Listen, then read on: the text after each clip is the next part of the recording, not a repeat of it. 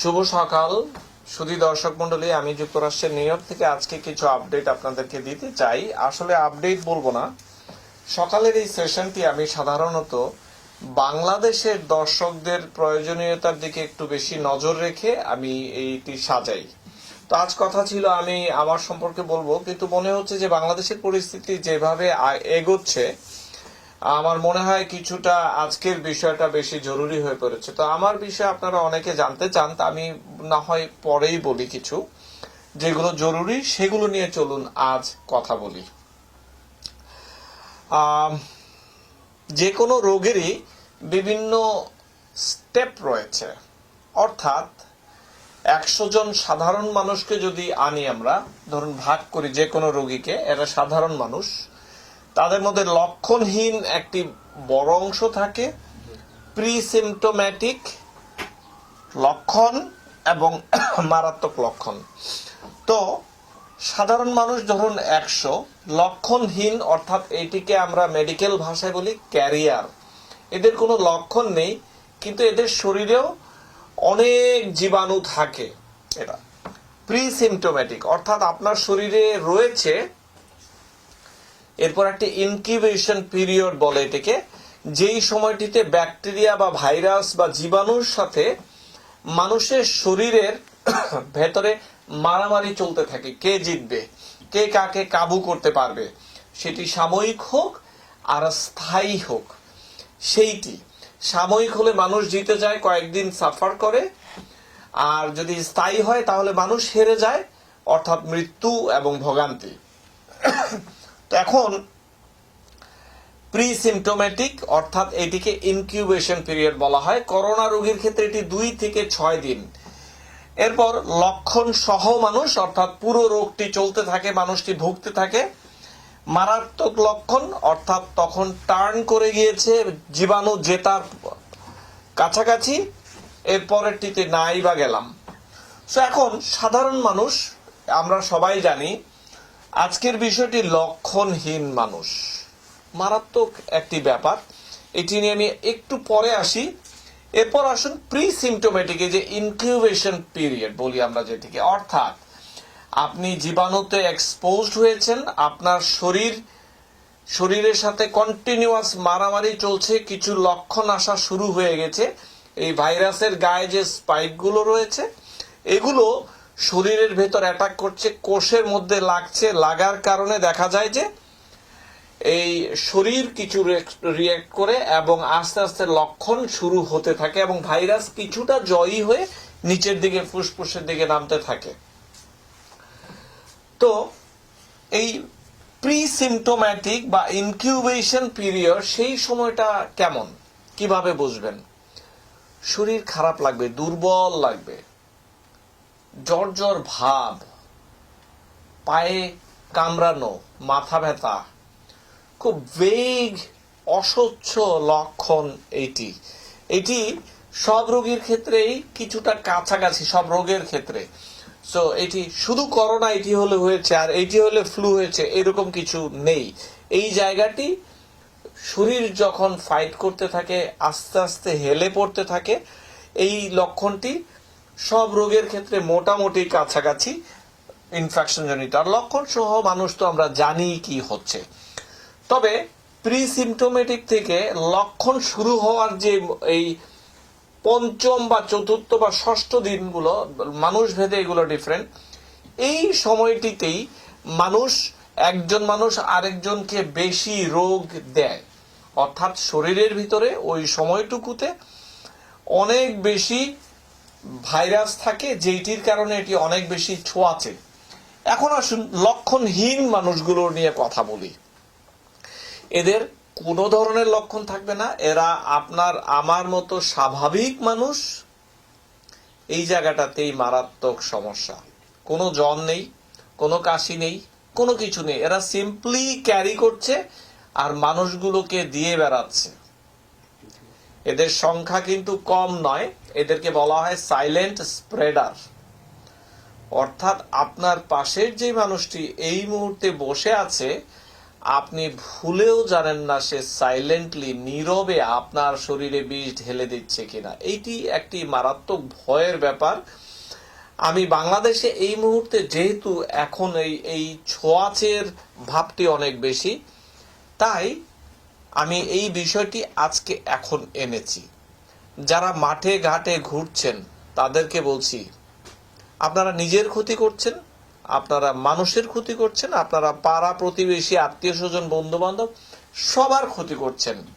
এই 25% মানুষেরা, প্রায় 25% মানুষ যারা ভুগছেন, তারা বাকিটা 75% এই দিকে যাচ্ছে।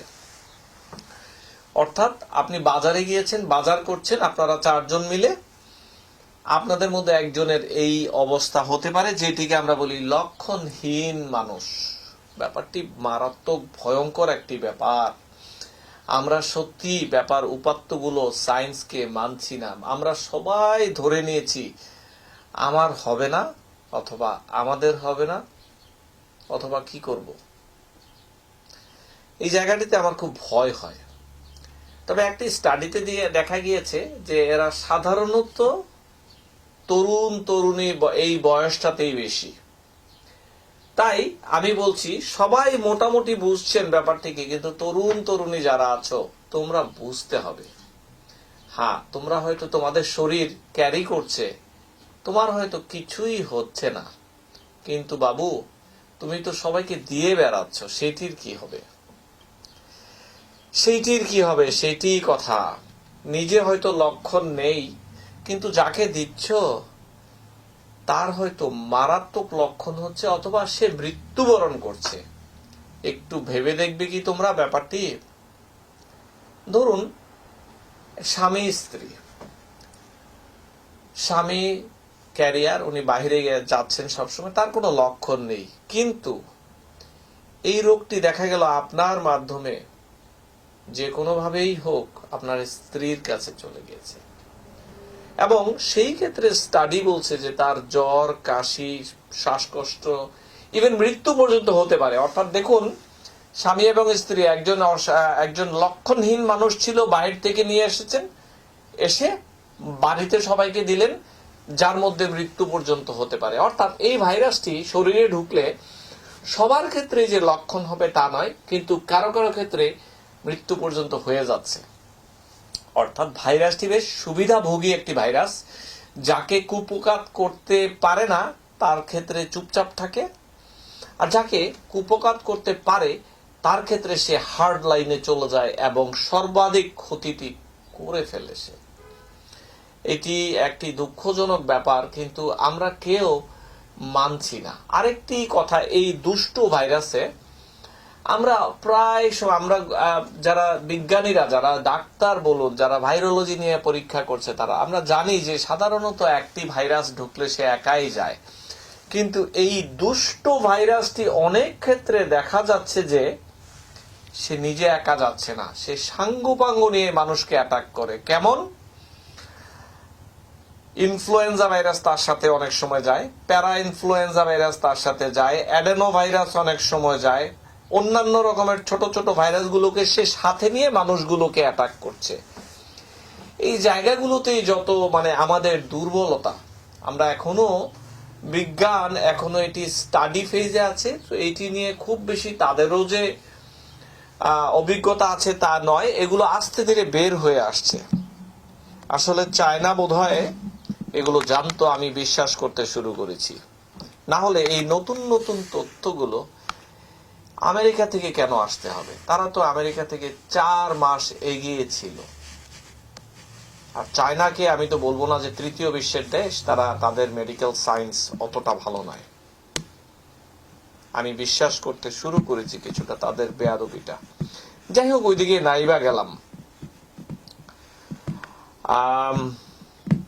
এর পরের যে প্রশ্ন,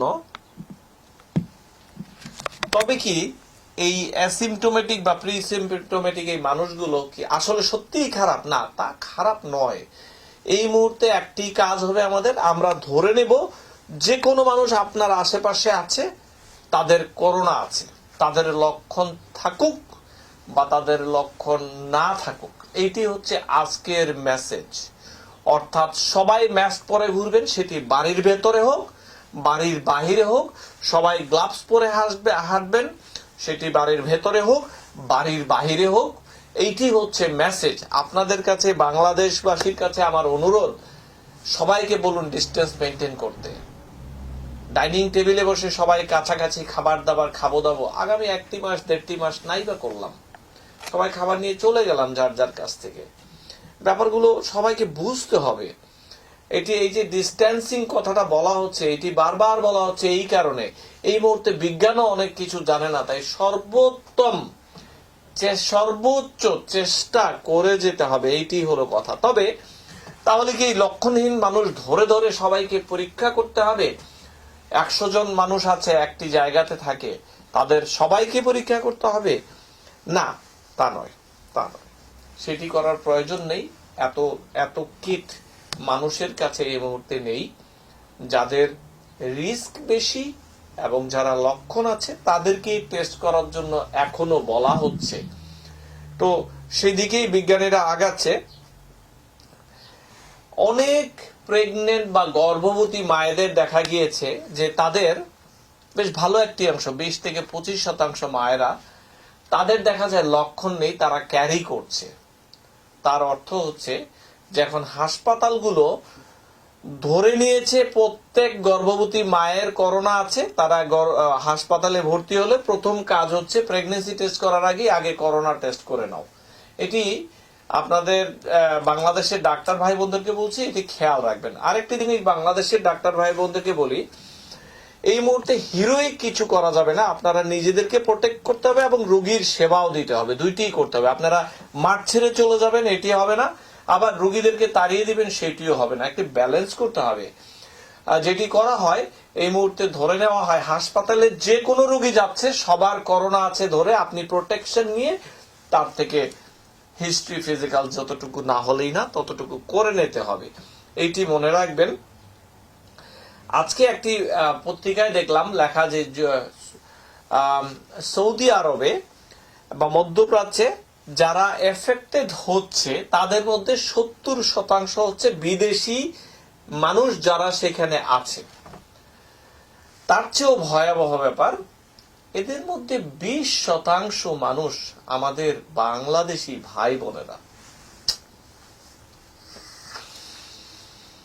বড় মুশকিল, আমরা খাবার দাবার আনতে গিয়েও আমরা মারা যাচ্ছি সেখানে, বড় মুশকিল। আমাদের কপালটাই খারাপ। কেন জানেন ওখানে আমাদের এই অবস্থা? আমরা সবাই একসাথে থাকি গাদাগাদি করে, আমাদের সেই পুষ্টির অভাব, শিক্ষার অভাব, আমাদের কোনো চয়েস নেই। যারা বিদেশে এইরকম ভাবে থাকেন, যারা বলছিলাম, তারা একটু সাবধানী হবেন। লক্ষণ যাদের আছে তাদেরকে একটু আলাদা করে দিন। কোয়ারেন্টাইন, সামাজিক দূরত্ব। বিদেশে বসে অসুস্থ হবেন, মরে যাবেন, আমরা কিছুই করতে পারবো না পরিবারগুলো দূর থেকে। তাই আপনারা একটু সাবধানী হন। যেখানে না গেলেই নয় সেখানে যাবেন না। যদি লকডাউন নাও হয় চেষ্টা করুন বাড়িতে থাকার জন্য। যারা বিদেশে কর্মরত কর্মজীবী ভাই বোনেরা আছেন তাদের জন্য বলছি, তাদের জন্য কষ্ট হয় আমার। এখন বাংলাদেশের অবস্থা একটু বলি। আমরা সবাই সংখ্যা নিয়ে খুব উদ্বিগ্ন। সংখ্যা অর্থাৎ আজকে 209 জন, আজকে 2 ডিজিট সংখ্যায় মানুষ ডেথ হয়েছে, এইগুলো ভাবার কোনো প্রয়োজন আছে বলে আমি ব্যক্তিগতভাবে মনে করি না। আপনি নিজে কি করছেন আপনার সমাজের জন্য, আপনার বাড়ির জন্য, এইটি ভাবুন। সারা বিশ্বে সারা দেশে কি হচ্ছে এটি ভেবে নিজেকে মাটির মধ্যে পুঁতে ফেলবেন না যেন। আপনাদের কাছে আমার অনুরোধ, এই সংখ্যাগুলো আপনাদেরকে কোনো শিক্ষা দিবে না, এগুলো সায়েন্টিস্টদের জন্য হয়তো কাজে দিবে। নিজেরা নার্ভাস হয়ে যাবেন, মানসিকভাবে দুর্বল হয়ে যাবেন, এটির কোনো প্রয়োজন নেই। আমরা নিজেদের বাড়িতে কিভাবে নিজেদের আত্মীয় স্বজন, ছেলে পেলে, বন্ধু বান্ধবকে প্রোটেক্ট করবো, পাড়াকে প্রোটেক্ট করবো না করে আমরা সারা বাংলাদেশ নিয়ে ভাবছি, অথচ নিজের আত্মীয় স্বজন সব বাজারে ঘোরাফেরা করছি। এই জায়গা থেকে ফেরত আসতে হবে। এত সংবাদ, এত মৃত্যু সংবাদ, এগুলো না ছড়িয়ে আমরা নিজেদের প্রতি ফোকাসড হই।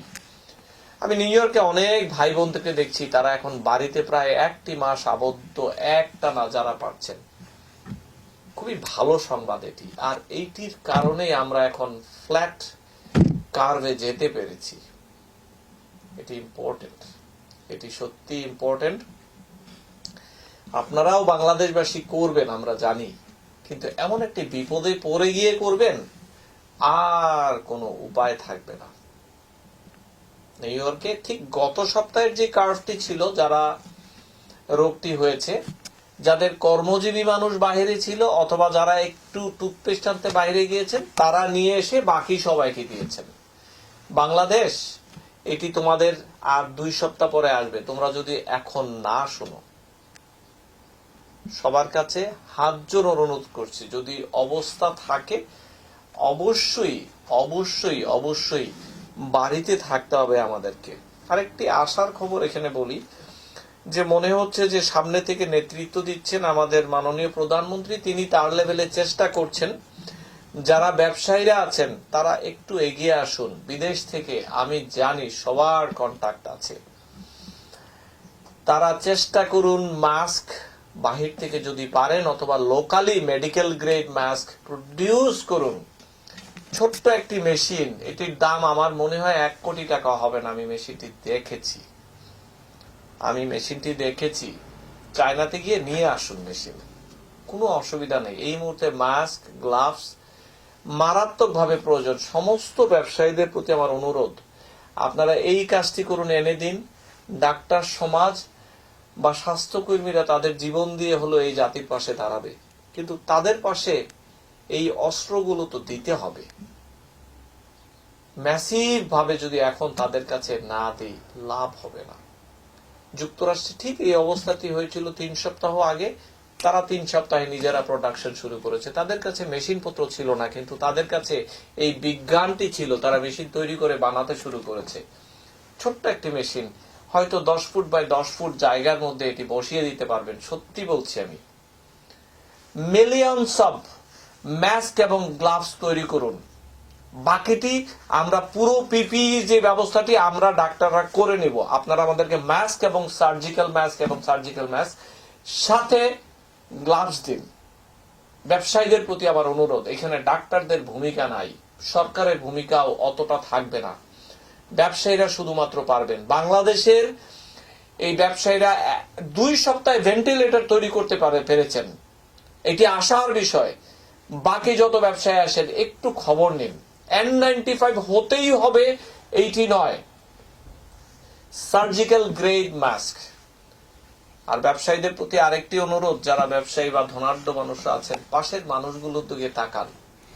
দুর্ভিক্ষ হবে না, কিন্তু মানুষগুলোর কষ্ট আমরা যেন না দেখি।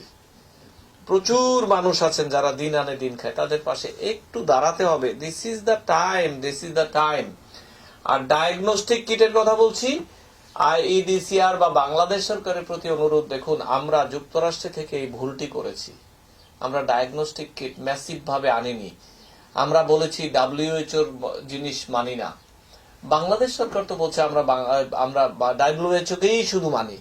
তাদের থেকে আনান যেভাবে পারুন। গণস্বাস্থ্য দিবে মানছি, গণস্বাস্থ্য 20,000 কিট দিবে, তারপর কবে আবার সাপ্লাই আসবে এগুলোর দিকে না তাকিয়ে আমরা রাইট ওয়েতে প্রচুর কিট আনতে পারি কিনা দেখুন। একটি ফলের বাস্কেটে 100টি ফল আছে, 3টি ফল এখানে নষ্ট আছে।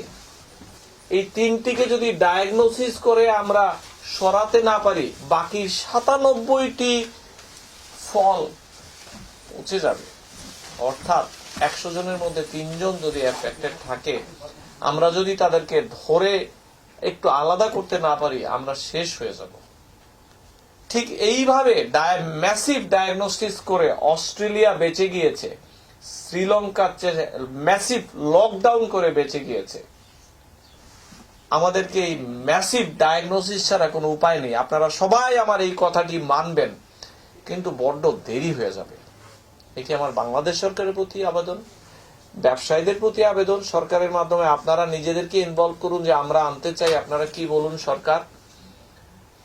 এটি সম্ভব, এটি সম্ভব, এটি সম্ভব। আমি আমার নিজস্ব ব্যক্তি উদ্যোগে আমি 5,000 সার্জিক্যাল মাস্ক, গ্লাভস 5,000, তারপর face mask cover, face cover, কিছু N95 এনেছি।